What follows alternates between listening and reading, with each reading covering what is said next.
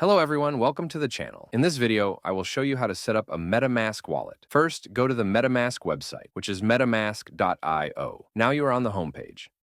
To download it, click on Get Metamask extension and click Add to Chrome.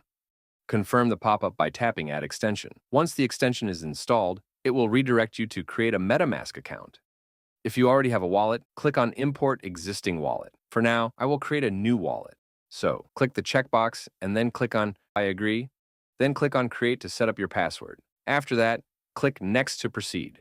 Tap Click here to reveal secret words and carefully memorize the phrase. Write it down and store it safely. Then, click Next.